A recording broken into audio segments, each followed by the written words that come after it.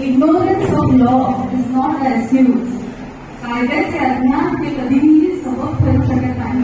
कायदेशीर गती पायाभूत हा नियम आहे. पण जेव्हा आपण लॉचे विद्यार्थी म्हणून एकत्र येतो तेव्हा आपली जबाबदारी फक्त कायदा शिकण्यापुरती नसते, तर तो कायदा समाजाच्या शेवटच्या घटकापर्यंत पोहोचला पाहिजे ही आपली खरी जबाबदारी आहे. व्यासपीठावर उपस्थित असलेल्या आजच्या कार्यक्रमाचे मुख्य अतिथी आणि कायद्याचे सर्वोच्च रक्षक आपल्या महाविद्यालयाचे आदरणीय प्राचार्य, प्राध्यापक वर्ग आणि भारतीय संविधानाच्या तत्वांना न्यायालयात जिवंत ठेवणारे हृदयसेवाभागी न्यायमूर्ती, वकील, आपल्या सर्व विद्यार्थ्यांचे मी ऍडव्होकेट सपना विदळे स्वागत करते. लॉ कॉलेजच्या विद्यार्थ्यांसाठी एका न्यायाधीशाच्या उपस्थितीमध्ये आपल्याला ज्ञान मिळणे ही आपल्यासाठी खूप गर्वाची बाब आहे आणि एक आपण म्हणू शकतो की एक जिवंत प्रयोगशाळा सुद्धा आहे. आज आपल्याला हे न्यायपीठावरून मार्गदर्शन मिळणार आहे जे आपल्या वकिलांच्या प्रवासाला एक नवी दिशा देईल. मी आपल्या महाविद्यालयाच्या प्राचार्य डॉक्टर वर्षा देशमुख मॅडम यांना विनंती करते आजचे मुख्य अतिथी सन्माननीय संजय सहारे सर यांचे स्वागत करावे. भाग सांभाळण्याबद्दल महाविद्यालयातर्फे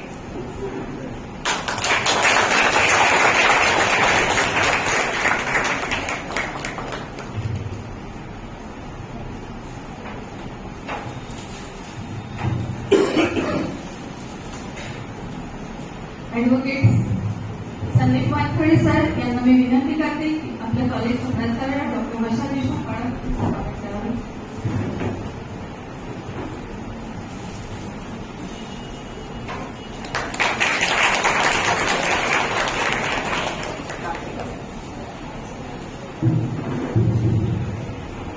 तसेच आपल्या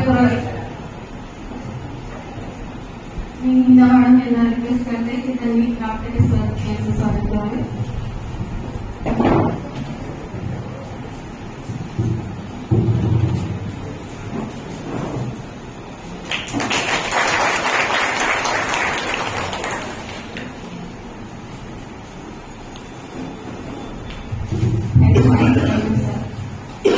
प्रख्यात कायदेतज्ञ न्यायमूर्ती B.R. कृष्ण अय्यर यांनी एकदा म्हटले होते की कायदा जर सामान्य माणसाच्या झोपडीपर्यंत पोहोचू शकला नाही तर ही लोकशाही केवळ कागदावरच जिवंत आहे. आजचा हा कार्यक्रम कायद्याला केवळ पुस्तकातून बाहेर काढणे नव्हे तर तो प्रत्यक्ष समाजाला लॉ इन ऍक्शन मोड कसा राबवायचा यासाठी मुख्यतः आयोजित केलेला आहे आणि या कार्यक्रमाचा उद्देश जो आहे याकरिता प्रास्ताविकाकरिता मी डॉक्टर रामटेके सर यांना आमंत्रित करते.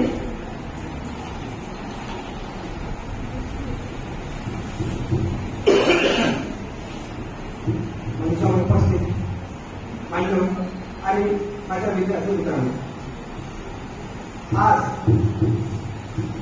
आपण माननीय सुप्रीम कोर्ट यांच्या डायरेक्शननुसार 27 आणि 28 हा दिवस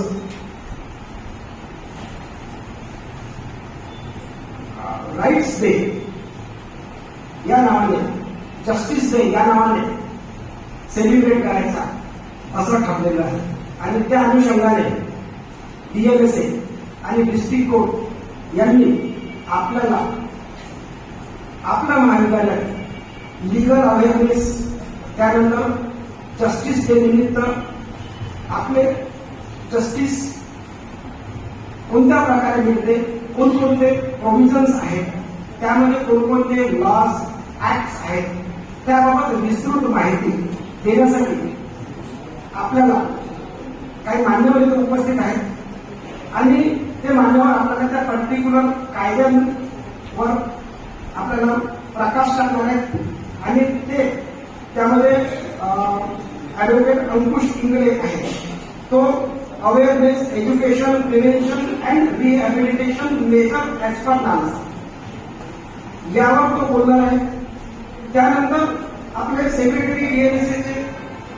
संजय शहारे सर ते आपल्याला एडीआर मेथड आणि फंडामेंटल ड्युटीज ऑफ सिटीजन्स यावर बोलणार आहेत. मित्रांनो, जस्टिस डे म्हटलं तर आपल्याला आर्टिकल 39 याची आठवण येते. आर्टिकल 39 आपण जर म्हटलं तर इक्वल जस्टिस टू ऑल, तो वुमन्स अँड मेन्स, आणि दुसरं free legal aid to the poor, those are needy poor that required the justice. आणि या ऑकेजननुसार हे जे दोन वक्ते आपल्याला इथे लाभलेले आहेत ते तुम्हाला विस्तृतपणे गायडन्स करणार आहे. कारण जर फ्री लिगल एडची जर गोष्ट केली तर आपल्याला म्हणजे थर्ड सेमला जे विद्यार्थी बसलेले आहेत त्यांना सब्जेक्ट आहे ADR, arbitration law and ADR. यामध्ये आपल्याला एडीआर अल्टरनेट डिस्प्यूट रिझॉल्युशनचे कोणकोणते वेगवेगळे मेकॅनिझम्स आहेत, त्यामध्ये arbitration, constellation, negotiation, fast track arbitration आणि लोक अदालत.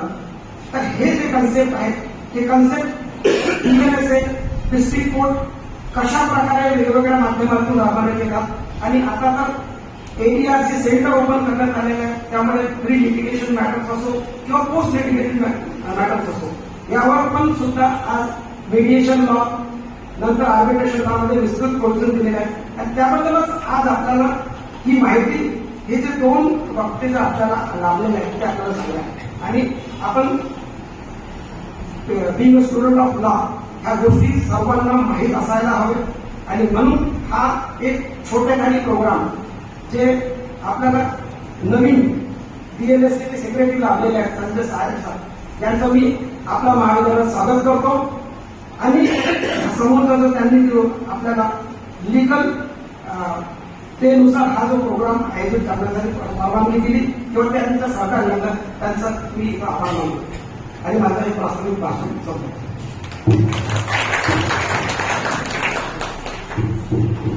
Thank you sir. आपल्याला आज उपस्थित असलेले अंकुश शिंगणे सर यांचे स्वागत प्रीती विधान मॅडम यांनी करावे अशी विनंती करते.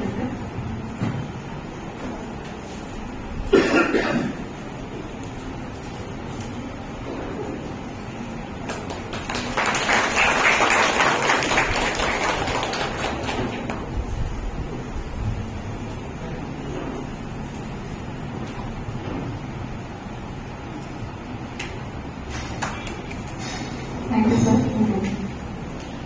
इंडियन कॉन्स्टिट्यूशन आर्टिकल 39A आपल्याला समान न्याय आणि मोफत कायदेशीर मदत, equal justice and free legal add देण्याचा निर्देश देते. आजच्या या साक्षरता कार्यक्रमाचा मुख्य उद्देश जो आहे की आपल्या विद्यार्थी म्हणून घटनात्मक कर्तव्याची जाणीव आपल्याला असली पाहिजे आणि आपण समाजासाठी काय देणं लागतो, कारण आपल्याकडे इतरांपेक्षा वेगळी शैली प्राप्त करून आपण त्या न्यायालयात जात असतो. म्हणून याबद्दल सविस्तर माहिती देण्याकरिता आज आपल्याला मुख्यतः जे मार्गदर्शक लाभलेले आहेत ते drugs awareness and wellness navigation scheme 2025, अंमली पदार्थ जागरूकता कल्याण नेव्हिगेशन योजना ही राष्ट्रीय विधी सेवा प्राधिकरण म्हणजेच नासाने सुरू केलेली एक आधुनिक मोहीम आहे. अंमली पदार्थाचे वाढते जाळे, ऑनलाईन तस्करी आणि कृत्रिम पदार्थ म्हणजे सिंथेटिक ड्रग्ज यासारख्या आव्हानांना तोंड देण्यासाठी ही योजना तयार करण्यात आलेली आहे. तर या विषयावर आपल्याला सविस्तर माहिती देण्याकरिता मी आजचे मार्गदर्शक ऍडव्होकेट अंकुश शिंगणे सर, सहाय्यक अधिवक्ता लोक अभिरक्षक कार्यालय अमरावती यांना आमंत्रित करते.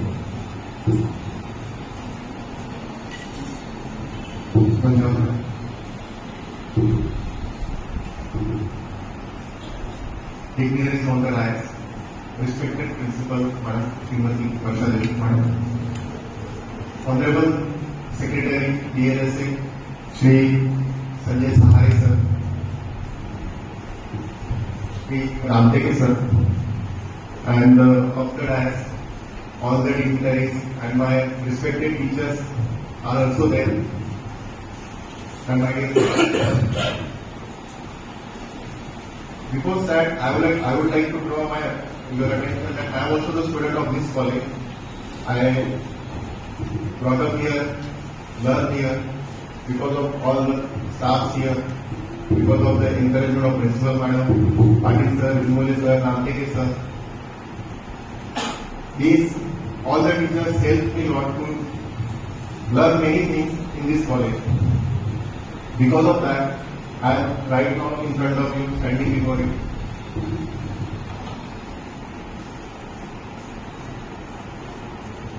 It is indeed a privilege to talk with you and address you on the very important issue that today's our nation facing. Being a student of Indian Penal Code or being a student of criminal justice system, as we all know, mostly our offences are categorized as human offences related to body or property, right? But there are also right now cyber crimes also, which includes the property of body. But beyond that, so there is one crime, one offence is now generated organized, which is offence against the whole humanity. That is called offences related to drugs and drugs abuse, right? Our law is there, Narcotic and Drug Substances Law 1985 governs that.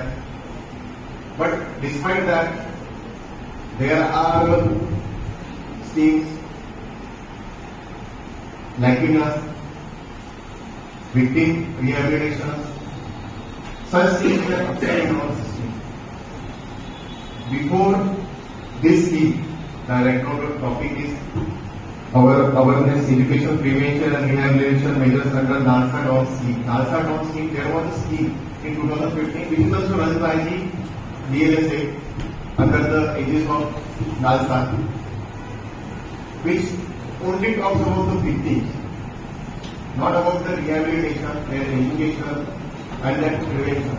But after the case law, that is Ankur Sana versus, this scheme has been adopted by the NALSA. Because going deep into this thing,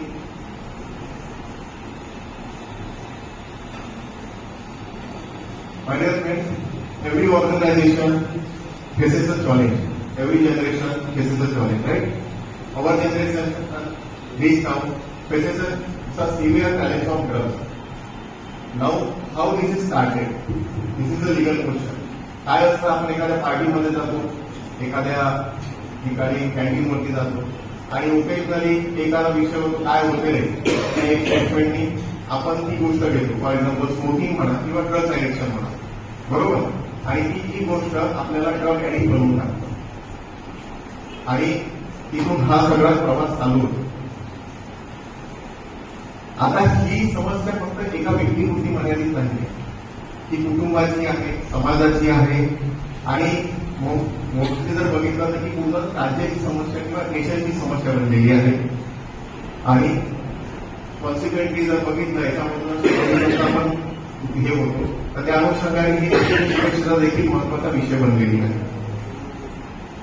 ते जे आपलं असतं पहिलं step किंवा काय होते बघ, एक रॉंग डिसिजन आपण घेतो, एक वन एक्सपेरिमेंट म्हणतो त्याला, एक वन पार्टी म्हणतो किंवा वन एक इफेक्ट ऑफ बॅड कंपनी म्हणू शकतो.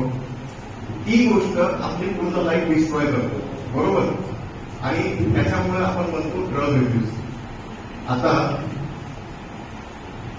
ड्रग अब्यूजच्या बाबतीत जर सुप्रीम कोर्टने जर म्हणायचं झालं तर state of Punjab versus Baldev Singh AIR 1999 SC 2378 मध्ये सुप्रीम कोर्टने drug abuse is a social error असं म्हटलेलं आहे. व्यसन जो आहे हा केवळ वैयक्तिक दोष नसून तो संपूर्ण समाजाला पोखरणारा असा आजार आहे असं सुप्रीम कोर्ट म्हणतं. फर्दर कोर्ट फाइंड आउट करतं की drug trafficking damages the economy, illegal money financing terrorism and it corrupts the society and destroys the future of our nation. आणि म्हणून त्या अनुषंगाने कोर्टने एक मेमोरेबल स्टेटमेंट त्या केस लॉ मध्ये भेट केलं होतं. Anti drug justice is a criminal definition of social justice. म्हणजे अंमली पदार्थाविरुद्ध लढाई म्हणजे सामाजिक न्यायाची लढाई आहे. आणि सामाजिक लढाईची जर तुम्ही म्हणाल तर आपलं सोशल जस्टिस जे आहे पूर्ण प्रिन्सिपल त्याच्यावरती रेड करतं. सध्याची जर आपली हाच रियालिटी बघितली 2019 मध्ये सर्वेक्षण झालं होतं या गोष्टीसाठी, तर जवळपास 3.1 करोड पीपल जे आहे ते कॅनॅबिस यूज करतात. हे कॅनॅबिस म्हणजे माहिती असेल तुम्हाला सगळ्यांना, गांजा. आणि 72 लोक suffer from cannabis related disorder, 72.2 lakhs of people, and around 8.5 lakhs people injected drugs, that is synthetic drug. This is a new kind of drug right now emerging in our society. आधी काय असायचं की हे जे drug peddlers होते किंवा हे drug ट्रॅफिकर्स होते हे ऑफलाईन वगैरे सगळ्या गोष्टी शेअर करायचे. पण आता ऑनलाईन मुळे इतकं हे झालेलं आहे की सोशल मीडिया प्लॅटफॉर्म म्हणा किंवा ऑनलाईन प्लॅटफॉर्म म्हणा किंवा डार्क वेब म्हणा किंवा कुरिअर सर्व्हिसेस म्हणा, या सगळ्या माध्यमातून या सगळ्या गोष्टी जनरेशन जी आहे आपली, जी फ्युचर ऑफ द नेशन आहे, त्यांच्यापर्यंत पण इझिली अवेलेबल होऊन गेलेले आहे. आता जर कॉन्स्टिट्युशनल आपलं बघितलं, कॉन्स्टिट्युशनल रिस्पेक्टिंग आपलं जे जसं आहे की justice, social, economic and political आपण म्हणतो, त्याच्यामध्ये आपण आर्टिकल 21 आहे की राईट टू लाईफ व डिग्निफाईड लाईफ आपल्याला हे करतं. आणि त्याच अनुषंगाने टीपीएससी मध्ये आर्टिकल 47 आहे जे राज्याला सांगते की राज्याने लोकांच्या आरोग्याचे संरक्षण करावे, आरोग्यास हानिकारक अंमली पदार्थ जर असेल तर त्यावरती नियंत्रण ठेवावे. हे झाले आपले कॉन्स्टिट्युशनल गाईडलाईन्स आहे. पण आता जर मी तुम्हाला एका पुढे जाऊन एक प्रश्न विचारतो, आज इथे उपस्थित असलेले जर मला कोणीही जरा सांगू शकता की फक्त व्यसन ही जी आहे ही इतरांची समस्या आहे असं आपल्याला वाटतं का? व्यसन भरपूर प्रकारचे असू शकतात. मोबाईल बंद पण एक व्यसनच आहे. पण व्यसन ही फक्त इतरांची समस्या आहे असं आपल्याला वाटतं का? जर उद्या असं झालं, आपल्या घरचा जवळचा मित्र, तुमचा भाऊ म्हणा किंवा बहीण म्हणा किंवा कुटुंबातील कोणी एखादी व्यक्ती म्हणा या व्यसनाच्या आहारी गेलं तर आपण काय करायचं? हा प्रश्न प्रत्येकाच्या मनात येतो. आज म्हणजे प्रत्येक पॅरेंट्सला एक मनात भीती आहे. त्यांचं ते म्हणतात की माझा मुलगा कमी शिकलाच चालतं पण तो वाईट मार्गाच्या वृत्तीने लागू नये. तो प्रत्येक मनात पॅरेंट्सच्या मनात आहे. मग फॉर एक्झाम्पल तो त्या गोष्टीचा शिकार झाला, तो त्या ट्रॅपमध्ये पडला, तर त्याला आपण दोष देणार का? त्याला आपण समाजापासून दूर करणार का? की त्याला आपण समजून त्याचा हात पुढे धरून त्याला आपण बाहेर काढतो? हे 3 महत्वाची क्वेश्चन आहे. आणि या सगळ्यांचं उत्तर जे आहे हे नालसाची जे डॉन स्कीम आहे 2025 ही नालसाने इम्पॉर्टेंट केली आफ्टर केस सुरू त्या केसमधनं, त्याच्यानंतर ही स्कीम अस्तित्वात आलेली आहे. या केसचा जो उद्देश आहे, या स्कीमचा जो उद्देश आहे त्याच्यामध्ये सगळ्यात ही 4 पिलरवरती बेस्ट स्कीम आहे. सगळ्यात पहिलं म्हणजे अवेअरनेस, दुसरं एज्युकेशन, तिसरं प्रिव्हेन्शन आणि चौथं रिहॅबिलिटेशन. आता बिंग अ स्टुडंट म्हणजे बिंग अ स्टुडंट म्हणण्यापेक्षा आपण तिथे सगळे लॉयर्स आहात, म्हणजे कोणाला फ्युचर जनरेशन लॉयर्स आहेत, कोणी जजेस पण बनतील, कोणी समाजामध्ये कोणी समाजसेवक बनतील आणि मल्टिपल डिसिप्लिनरी फॅक्टरमध्ये जाणारे असे लोक आहेत आणि ते सिटीजन समाजाचा खूप महत्वाचा रोल प्ले करतील असे इथं सगळे लोक आहेत. तर या केस लॉ होता म्हणजे अंकुश विमत लोक वर्सेस नॅशनल एजन्सी, या केस लॉ मध्ये